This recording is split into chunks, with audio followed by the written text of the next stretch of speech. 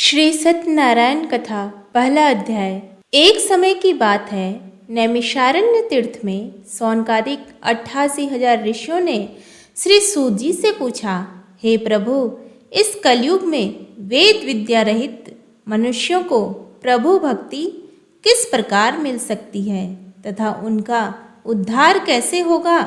हे मुनि श्रेष्ठ, कोई ऐसा तप बताइए जिससे थोड़े समय में ही पुण्य मिले और मनोवांछित फल भी मिल जाए। इस प्रकार की कथा सुनने की हम इच्छा रखते हैं। सर्वशास्त्रों के ज्ञाता सूत जी बोले, हे वैष्णवों में पूज्य, आप सभी ने प्राणियों के हित की बात पूछी है, इसलिए मैं एक ऐसे श्रेष्ठ व्रत को आप लोगों को बताऊंगा जिसे नारद जी ने लक्ष्मी नारायण जी से पूछा था और लक्ष्मीपति ने मुनि श्रेष्ठ नारद जी से कहा था। आप सब इसे ध्यान से सुनिए। एक समय की बात है, योगीराज नारद जी दूसरों के हित की इच्छा लिए अनेकों लोकों में घूमते हुए मृत्यु लोक में आ पहुँचे। यहाँ उन्होंने अनेक योनियों में जन्मे प्रायः सभी मनुष्यों को अपने कर्मों द्वारा अनेक दुखों से पीड़ित देखा। उनका दुख देख नारद जी सोचने लगे कि कैसा यत्न किया जाए जिसके करने से निश्चित रूप से मानव के दुखों का अंत हो जाए। इसी विचार पर मनन करते हुए वह विष्णु लोक में गए। वहाँ वह देवों के ईश नारायण की स्तुति करने लगे, जिनके हाथों में शंख, चक्र, गदा और पद्म थे, गले में वरमाला पहने हुए थे। स्तुति करते हुए नारद जी बोले, हे भगवान, आप अत्यंत शक्ति से संपन्न हैं। मन तथा वाणी भी आपको नहीं पा सकती है। आपका आदि, मध्य तथा अंत नहीं है। निर्गुण स्वरूप सृष्टि के कारण भक्तों के दुख को दूर करने वाले हैं। आपको मेरा नमस्कार है। नारद जी की स्तुति सुन विष्णु भगवान बोले, हे मुनि श्रेष्ठ, आपके मन में क्या बात है? आप किस काम के लिए पधारे हैं, उसे निसंकोच कहो। इस पर नारद मुनि बोले कि मृत्यु लोक में अनेक योनियों में जन्मे मनुष्य अपने कर्मों के द्वारा अनेकों दुख से दुखी हो रहे हैं। हे नाथ, आप मुझ पर दया रखते हैं तो बताइए कि वो मनुष्य थोड़े प्रयास से ही अपने दुखों से कैसे छुटकारा पा सकता है।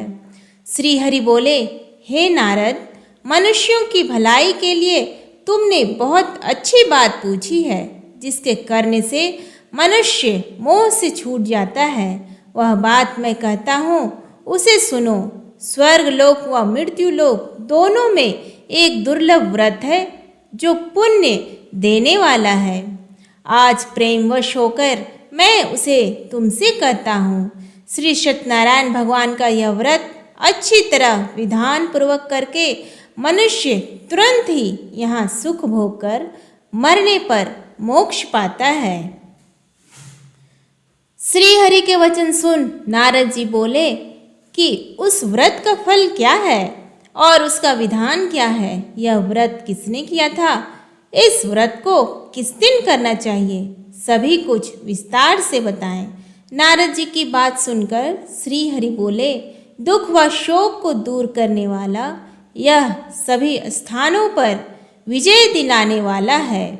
मानव को भक्ति व श्रद्धा के साथ शाम को श्री सत्यनारायण की पूजा धर्मपरायण होकर ब्राह्मणों व बंधुओं के साथ करनी चाहिए। भक्ति भाव से ही नैवेद्य, केले का फल, घी, दूध और गेहूं का आटा सवाया लें। गेहूं के स्थान पर साठी का आटा, शक्कर तथा गुड़ लेकर वह सभी भक्षण योग्य पदार्थों को मिलाकर भगवान का भोग लगाएं। ब्राह्मणों सहित बंधु बांधवों को भी भोजन कराएं। उसके बाद स्वयं भोजन करें। भजन कीर्तन के साथ भगवान की भक्ति में लीन हो जाएं। इस तरह से सत्यनारायण भगवान का यह व्रत करने पर मनुष्य की सारी इच्छाएं निश्चित रूप से पूरी होती है। इस कली काल अर्थात कलयुग में मृत्यु लोक में मोक्ष का यही एक सरल उपाय बताया गया है। इति श्री सत्यनारायण व्रत कथा का प्रथम अध्याय संपूर्ण हुआ। सूत जी बोले, हे ऋषियों, जिसने पहले समय में इस व्रत को किया था उसका इतिहास कहता हूँ, ध्यान से सुनो। सुंदर काशीपुरी नगरी में एक अत्यंत निर्धन ब्राह्मण रहता था। भूख प्यास से परेशान वह धरती पर घूमता रहता था। ब्राह्मणों से प्रेम करने वाले भगवान ने एक दिन ब्राह्मण का वेश धारण कर उसके पास जाकर पूछा, हे विप्र, नित्य दुखी होकर तुम पृथ्वी पर क्यों घूमते हो? दीन ब्राह्मण बोला, मैं निर्धन ब्राह्मण हूँ, भिक्षा के लिए धरती पर घूमता हूँ। हे भगवान, यदि आप इसका कोई उपाय जानते हो तो बताइए। वृद्ध ब्राह्मण कहता है कि सत्यनारायण भगवान मनोवांछित फल देने वाले हैं, इसलिए तुम उनका पूजन करो। इसे करने से मनुष्य सभी दुखों से मुक्त हो जाता है। वृद्ध ब्राह्मण बनकर आए सत्यनारायण भगवान उस निर्धन ब्राह्मण को व्रत का सारा विधान बताकर अंतर ध्यान हो गए। ब्राह्मण मन ही मन सोचने लगा कि जिस व्रत को वृद्ध ब्राह्मण करने को कहा गया है मैं उसे जरूर करूँगा। यह निश्चय करने के बाद उसे रात में नींद नहीं आई। वह सवेरे उठकर सत्यनारायण भगवान के व्रत का निश्चय कर भिक्षा के लिए चला गया। उस दिन निर्धन ब्राह्मण को भिक्षा में बहुत धन मिला, जिससे उसने बंधु बांधवों के साथ मिलकर श्री सत्यनारायण भगवान का व्रत संपन्न किया। भगवान सत्यनारायण का व्रत संपन्न करने के बाद वह निर्धन ब्राह्मण सभी दुखों से छूट गया और अनेक प्रकार की संपत्तियों से युक्त हो गया। उसी समय से यह ब्राह्मण हर माह इस व्रत को करने लगा। इस तरह से सत्यनारायण भगवान के व्रत को जो मनुष्य करेगा वह सभी प्रकार के पापों से छूटकर मोक्ष को प्राप्त होगा। जो मनुष्य इस व्रत को करेगा वह भी सभी दुखों से मुक्त हो जाएगा। सूत जी बोले कि इस तरह से नारद जी से नारायण जी का कहा हुआ श्री सत्यनारायण व्रत को मैंने तुमसे कहा। हे विप्र, मैं और क्या कहूँ? ऋषि बोले, हे मुनिवर, संसार में उस विप्र से सुनकर और किस किस ने इस व्रत को किया, हम सब इस बात को सुनना चाहते हैं। इसके लिए हमारे मन में श्रद्धा का भाव है। सूत जी बोले, हे मुनियों, जिसने इस व्रत को किया है वह सब सुनो। एक समय वही विप्र धन व ऐश्वर्य के अनुसार अपने बंधु बांधवों के साथ इस व्रत को करने को तैयार हुआ। उसी समय एक लकड़ी बेचने वाला बूढ़ा आदमी आया और लकड़ियां बाहर रखकर अंदर ब्राह्मण के घर में गए। प्यास से दुखी वह लकड़हारा उनको व्रत करते देख विप्र को नमस्कार कर पूछने लगा कि आप यह क्या कर रहे हैं तथा इसे करने से क्या फल मिलेगा, कृपया मुझे भी बताएं। ब्राह्मण ने कहा कि सब मनोकामनाओं को पूरा करने वाला यह सत्यनारायण भगवान का व्रत है। इनकी कृपा से ही मेरे घर में धन धान्य आदि की वृद्धि हुई है। विप्र से सत्यनारायण व्रत के बारे में जानकर लकड़हारा बहुत प्रसन्न हुआ। चरणामृत लेकर वह प्रसाद खाने के बाद वह अपने घर गया। लकड़हारे ने अपने मन में संकल्प किया कि आज लकड़ी बेचने से जो धन मिलेगा उसी से श्री सत्यनारायण भगवान का उत्तम व्रत करूँगा। मन में इस विचार को ले बूढ़ा आदमी सिर पर लकड़ियाँ रख उस नगर में बेचने गया जहाँ धनी लोग ज़्यादा रहते थे। उस नगर में उसे अपनी लकड़ियों का दाम पहले से 4 गुना अधिक मिलता है। बूढ़ा प्रसन्नता के साथ दाम लेकर केले, शक्कर, घी, दूध, दही और गेहूं का आटा ले और सत्यनारायण भगवान के व्रत की अन्य सामग्रियां लेकर अपने घर गया। वहां उसने अपने बंधु बांधवों को बुलाकर विधि विधान से सत्यनारायण भगवान का पूजन और व्रत किया। इस व्रत के प्रभाव से वह बूढ़ा लकड़हारा धन, पुत्र आदि से युक्त होकर संसार के समस्त सुख भोग अंत काल में बैकुंठ धाम चला गया। इति श्री सत्यनारायण व्रत कथा का द्वितीय अध्याय संपूर्ण हुआ। प्रेम से बोले श्री सत्यनारायण भगवान की जय। सूत जी बोले, हे श्रेष्ठ मुनियों, अब आगे की कथा करता हूँ। पहले समय में उल्कामुख नाम का एक बुद्धिमान राजा था। वह सत्यवक्ता और जितेंद्रिय था। प्रतिदिन देवस्थानों पर जाता और निर्धनों को धन देकर उनके कष्ट दूर करता था।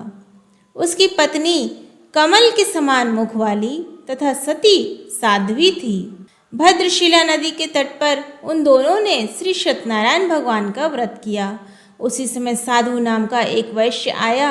उसके पास व्यापार करने के लिए बहुत सा भी धन था। राजा को व्रत करते देखकर वह विनय के साथ पूछने लगा, हे राजन, भक्ति भाव से पूर्ण होकर आप क्या कर रहे हैं? मैं सुनने की इच्छा रखता हूँ, तो आप मुझे बताइए। राजा बोला, हे साधु, अपने बंधु बांधवों के साथ पुत्रादि की प्राप्ति के लिए एक महाशक्तिमान श्री सत्यनारायण भगवान का व्रत व पूजन कर रहा हूँ। राजा के वचन सुन साधु आदर से बोला, हे राजन, मुझे इस व्रत का सारा विधान कहिए। आपकी कथा अनुसार मैं भी इस व्रत को करूँगा। मेरी भी संतान नहीं है और इस व्रत को करने से निश्चित रूप से मुझे संतान की प्राप्ति होगी। राजा से व्रत का सारा विधान सुन व्यापार से निवृत्त हो वह अपने घर गया। साधु वैश्य ने अपनी पत्नी को संतान देने वाले इस व्रत का वर्णन कर सुनाया और कहा कि जब मेरी संतान होगी तब मैं इस व्रत को करूँगा। साधु ने इस तरह के वचन अपनी पत्नी लीलावती से कहे। एक दिन लीलावती पति के साथ आनंदित हो सांसारिक धर्म में प्रवृत्त होकर सत्यनारायण भगवान की कृपा से गर्भवती हो गई। 10वें महीने में उसके गर्भ से एक सुंदर कन्या ने जन्म लिया। दिनों दिन वह ऐसे बढ़ने लगी जैसे कि शुक्ल पक्ष का चंद्रमा बढ़ता है। माता पिता ने अपनी कन्या का नाम कलावती रखा। एक दिन लीलावती ने मीठे शब्दों में अपने पति को याद दिलाया कि आपने सत्यनारायण भगवान के जिस व्रत को करने का संकल्प किया था उसे करने का समय आ गया है।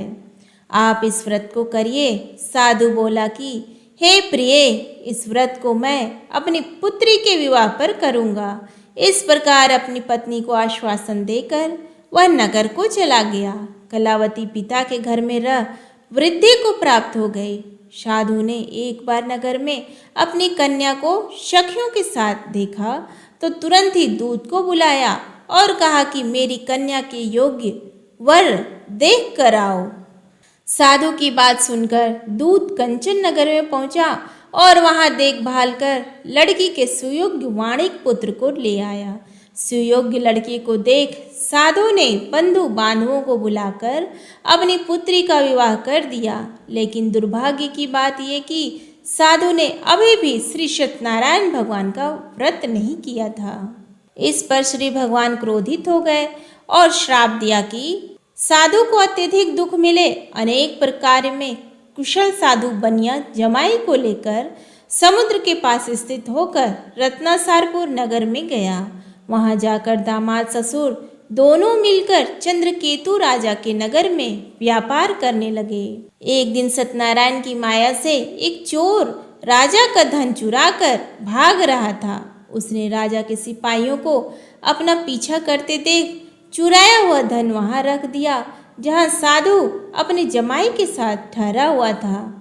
राजा के सिपाहियों ने साधु वैश्य के पास राजा का धन पड़ा देखा तो वह ससुर जमाई दोनों को बांधकर प्रसन्नता से राजा के पास ले गए और कहा कि इन दोनों को चोरों को हमने पकड़ लाए हैं। आप आगे की कार्रवाई की आज्ञा दें। राजा की आज्ञा से उन दोनों को कठिन कारावास में डाल दिया गया। उनका सारा धन भी उनसे छीन लिया गया। श्री सत्यनारायण भगवान से श्राप से साधु की पत्नी भी बहुत दुखी हुई। घर में जो धन रखा था उसे चोर चुरा ले गए। शारीरिक तथा मानसिक पीड़ा व भूख प्यास से अति दुखी हो अन्न की चिंता में कलावती के ब्राह्मण के घर गई। वहां उसने सत्यनारायण भगवान का व्रत होते देखा। फिर कथा भी सुनी। वह प्रसाद ग्रहण कर वह रात को वापस आई। माता के कलावती से पूछा कि हे पुत्री, अब तक तुम कहाँ थी? तेरे मन में क्या है? कलावती ने अपनी माता से कहा, हे माता, मैंने एक ब्राह्मण के घर में श्री सत्यनारायण भगवान का व्रत देखा है। कन्या के वचन सुन लीलावती भगवान के पूजन की तैयारी करने लगी। लीलावती ने परिवार व बंधुओं सहित सत्यनारायण भगवान का पूजन किया और उनसे वर मांगा कि मेरे पति तथा जमाई शीघ्र घर आ जाएं। साथ ही यह प्रार्थना की कि हम सब का अपराध क्षमा करें। श्री सत्यनारायण भगवान इस व्रत से संतुष्ट हो गए और राजा चंद्रकेतु को सपने में दर्शन दे कहा कि हे राजन, तुम उन दोनों वैश्यों को छोड़ दो और तुमने उनका जो धन लिया है उसे वापस कर दो। अगर ऐसा नहीं किया तो मैं तुम्हारा धन, राज्य व संतान सभी को नष्ट कर दूंगा। राजा को यह सब कहकर वह अंतर्ध्यान हो गए। प्रातःकाल सभा में राजा ने अपना सपना सुनाया। फिर बोले कि वणिक पुत्रों को कैद से मुक्त कर सभा में लाओ। दोनों ने आते ही राजा को प्रणाम किया। राजा मीठी वाणी में बोला, हे महानुभावों, भाग्यवश ऐसा कठिन दुख तुम्हें प्राप्त हुआ है, लेकिन अब तुम्हें कोई कुछ नहीं कर सकता।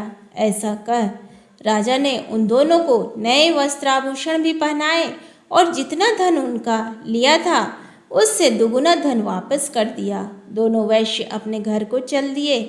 इति श्री सत्यनारायण भगवान व्रत कथा तृतीय अध्याय समाप्त हुआ। सूत जी बोले, वैश्य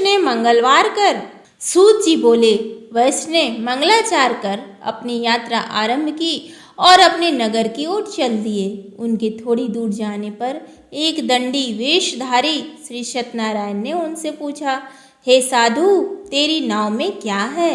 अभिमानी वणिक हंसता हुआ बोला, हे दंडी, आप क्यों पूछते हो? क्या धन लेने की इच्छा है? मेरी नाव में तो बेल व पत्ते भरे हुए हैं। वैश्य के कठोर वचन सुन भगवान बोले, तुम्हारा वचन सत्य हो। दंडी ऐसे वचन कह वहां से दूर चले गए। कुछ दूर जाकर समुद्र के किनारे बैठ गए। दंडी के जाने के बाद साधु वैश्य ने नित्य क्रिया के पश्चात नाव को ऊंची उठते देखकर अचंभा माना और नाव में बेल पत्ते आदि देखकर वह मूर्छित हो जमीन पर गिर पड़ा। मूर्छा खुलने पर वह अत्यंत शोक में डूब गया। तब उसका दामाद बोला कि आप शोक ना मनाएं, यह दंडी का शाप है, इसलिए हमें उनकी शरण में जाना चाहिए, तभी हमारी मनोकामना पूरी होगी।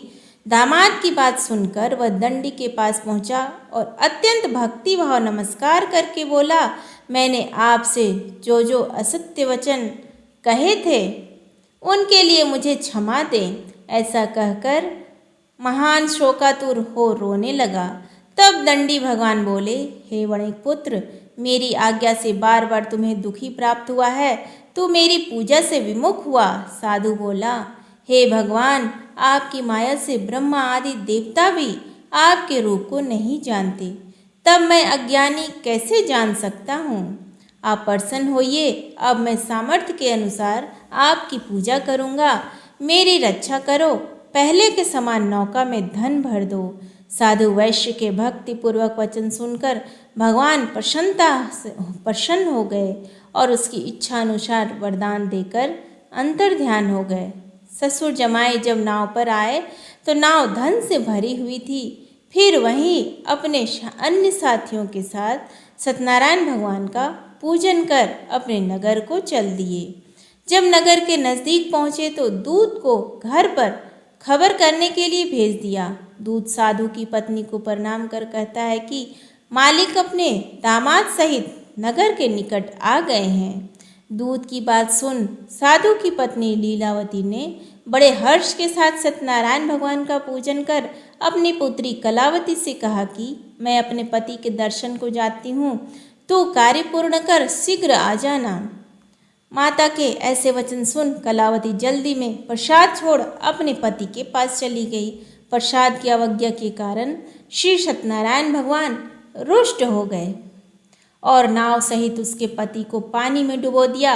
कलावती अपने पति को वहां ना पाकर रोती हुई जमीन पर गिर गई। नौका को डूबा हुआ देख वह कन्या को रोता देख साधु दुखी होकर बोला कि हे प्रभु, मुझसे तथा मेरे परिवार से जो भूल हुई है उसे क्षमा करें।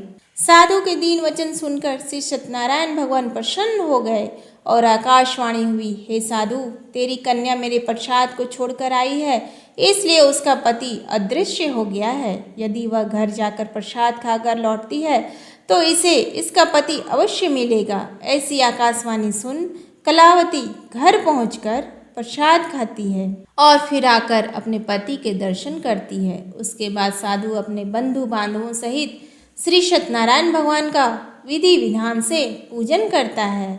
इस लोक का सुख भोग वह अंत में स्वर्ग जाता है। इति श्री सत्यनारायण भगवान व्रत कथा का 4th अध्याय संपूर्ण हुआ। श्रीमन नारायण नारायण नारायण। सूत जी बोले, हे ऋषियों, मैं और भी एक कथा सुनाता हूँ, उसे भी ध्यानपूर्वक सुनो। प्रजा पालन में लीन तुंगध्वज नाम का एक राजा था। उसने भी भगवान का प्रसाद त्याग कर बहुत ही दुख सहन किया। एक बार वन में जाकर वन्य पशुओं को मारकर वह बड़ के पेड़ के नीचे आया। वहाँ उसने ग्वालों को भक्ति भाव से अपने बंधुओं सहित सत्यनारायण भगवान का पूजन करते देखा।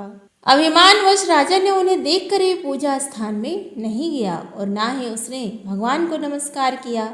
ग्वालों ने राजा को प्रसाद दिया, लेकिन उसने वह प्रसाद नहीं खाया और प्रसाद को वहीं छोड़ वह अपने नगर को चला गया।